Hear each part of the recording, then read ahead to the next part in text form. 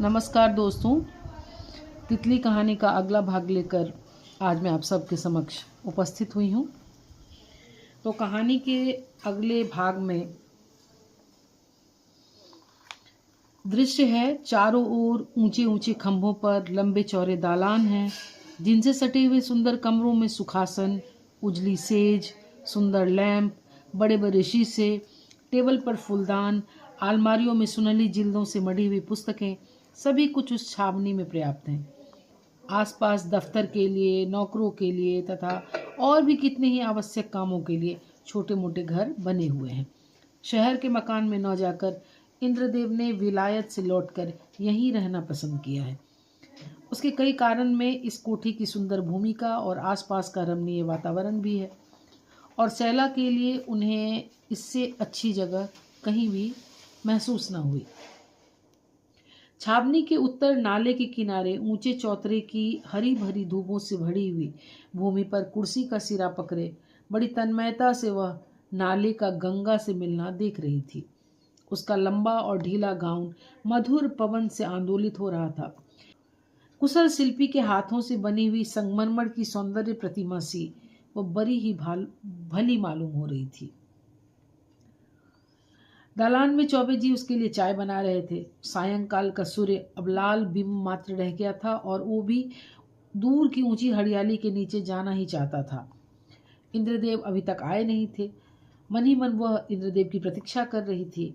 इतने में रामदीन चाय की टेबल लाकर वहां रख देता है और सैला की तन्मयता भंग होती है और वो रामदीन से पूछती है कि इंद्रदेव अब तक आए नहीं क्या। तो इंद्रदेव अपनी चिरपरिचित कुटिल मुस्कान में मुस्काते हुए बोलता है कि आ ही रहे होंगे सरकार, बड़ी सरकार के आने की खबर है। तो सैला को बड़ा आश्चर्य लगता है कि ये अब बड़ी सरकार कौन है। तो वो पूछती है कि ये बड़ी सरकार कौन है। रामदीन थोड़ा सा झिझकता है कि अब इन्हें बड़ी सरकार का क्या परिचय दूं। तो वो सभी चीज़ों को छोड़कर और वो बोल पड़ता है कि बड़ी सरकार मतलब कुंवर साहब की माँ को ही हम लोग बड़ी सरकार बोलते हैं। तो वो आने वाली हैं और उनके लिए गंगा किनारे वाली छोटी कोठी को साफ कराने का प्रबंध देखने गए हैं, इसलिए कुंवर साहब अब आते ही होंगे। रामदीन कुछ उत्तर देना चाहता था, अधिक बोलना चाहता था। इतने में बनारसी साड़ी का आंचल कंधे पर से पीठ की ओर लटकाए हाथ में छोटा सा एक बैग लिए हुए एक सुंदरी वहां आकर खड़ी हो जाती है। सैला बड़ी गंभीरता से उनको देखती है और वो सुंदरी भी सैला को भेद भरी दृष्टि से देखती हैं। दोनों का दृष्टि विनिमय होता है, एक दूसरे को पहचानने की चेष्टा करती हैं, लेकिन दोनों एक दूसरे को भला पहचाने तो पहचाने कैसे। लेकिन सैला थोड़ी सी अपरिचित होने के बावजूद पूछ बैठती है कि आप क्या चाहती हैं। आने वाली ने नम्र मुस्कान से कहा, मेरा नाम मिस अनवरी है और मैं कुंवर साहब की माँ को देखने के लिए आया करती हूँ। शैला ने विनम्रता से कुर्सी बढ़ा दी और शीतल दृष्टि से उन्हें बैठ जाने के लिए कहा। चौबे जी चाय लेकर आ रहे थे। शैला भी कुर्सी पर वहीं बैठ गई और अनवरी और शैला आमने सामने बैठे हुए एक दूसरे को परखने लगी। अनवरी की सारी प्रगल्भता धीरे धीरे लुप्त हो चली। जिस गर्मी से उसने अपना परिचय अपने आप दे दिया था, वह चाय के गर्म प्याले के सामने ठंडी हो चली थी। और इतने में इंद्रदेव आते हैं और इंद्रदेव के आते ही शैला बोलती है कि ये मिस अनवरी हैं। इंद्रदेव अभिनंदन करते हुए कहते हैं माँ जब से आई तभी से पूछ रही हैं, उनकी रीढ़ में दर्द हो रहा है, आपसे उनसे भेंट नहीं हुई क्या।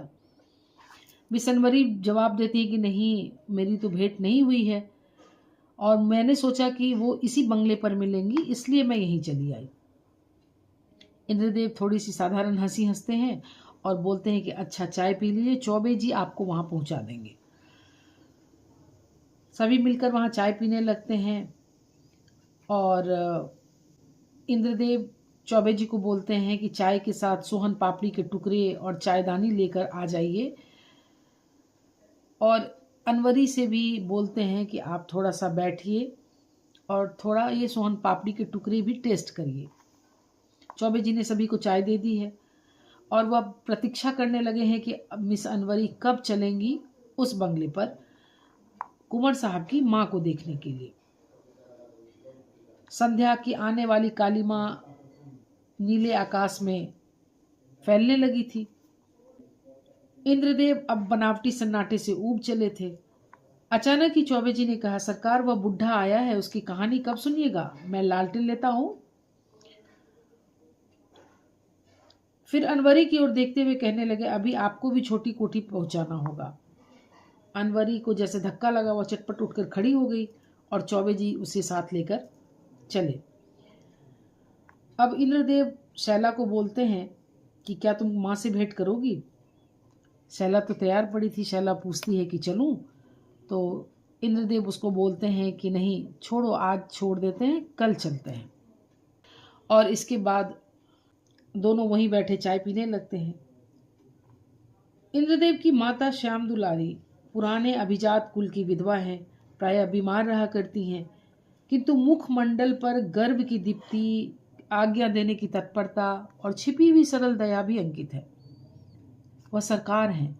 उनके आसपास अनावश्यक गृहस्थी के नाम पर जुटाई गई अगणित सामग्री का बिखरा रहना आवश्यक है। कई दासियां उनके आगे पीछे घूमती हैं। महंगी पर गंगा जल और भोजन का सामान ढोते हुए कहारों का आना जाना श्याम दुलारी को अच्छा लगता है। बेटा विलायत से लौट आया है और एक दिन उनसे मिलकर उनके चरण रज लेकर वह अपनी छावनी में चले आए हैं। इंद्रदेव की कानों में किसी तरह से यह समाचार डाल दिया गया कि आपने जब चरण छूकर माताजी से आज्ञा ले ली तो माताजी ने फिर से स्नान कर लिया था। यह सुनते ही इंद्रदेव उस मकान में वहां ठहर न पाए। लेकिन श्याम दुलारी ऐसी ही है और श्याम दुलारी अपने बेटे को संभालना चाहती हैं। बेटी माधुरी से पूछकर यही निश्चित हुआ कि सब लोग छावनी पर ही कुछ दिन चले, वहीं इंद्रदेव को सुधार लिया जाएगा। और माधुरी जो है वो एक बड़ी ही दक्ष और बड़ी चिड़चिड़े स्वभाव की सुंदर युवती है। माता श्याम दुलारी भी उसके अनुशासन को मानती हैं और भीतर ही भीतर दबती भी हैं। और माधुरी के एक पति हैं श्यामलाल, जो कि कभी भी माधुरी की खोज खबर नहीं लेते। वो ये सोचते हैं कि माधुरी धनी घर की लाडली बेटी है और इसलिए मुझे इस अवसर से लाभ उठाने की पूरी सुविधा है।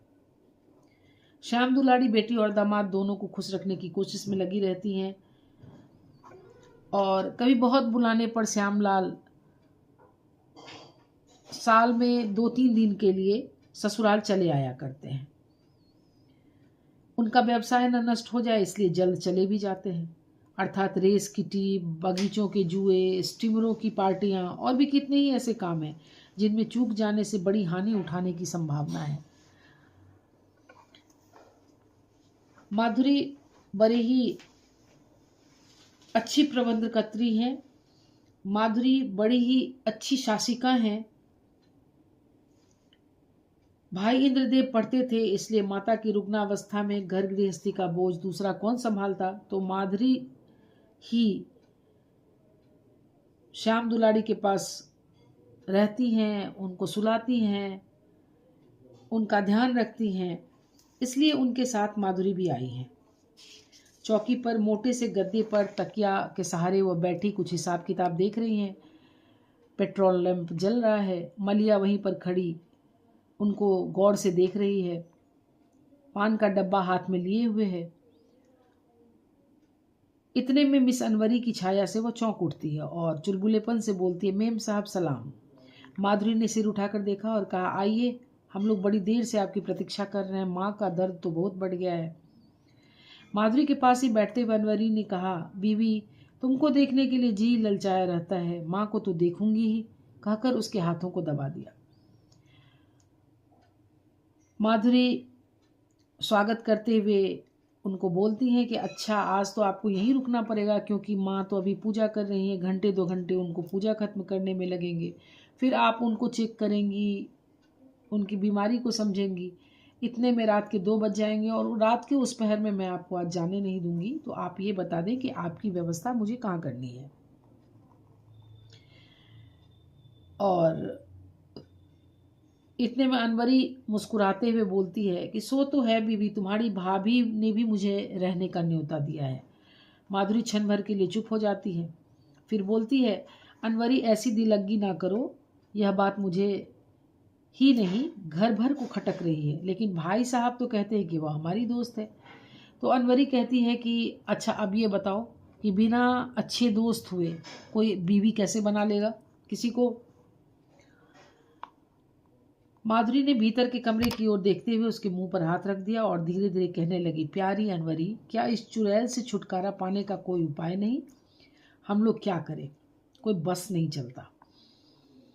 तो अनवरी बोलती है कि धीरे धीरे सब हो जाएगा, लेकिन तुम्हें बुरा न लगे तो मैं एक बात पूछ लूं? माधुरी बोलती है, क्या? तो अनवरी उनको बोलती है कि कुंवर साहब अगर शैला से ब्याह भी कर ले तो तुम्हारा क्या? तुम्हारी माँ तो फिर तुमको ही सारी जायदाद लिख देंगी।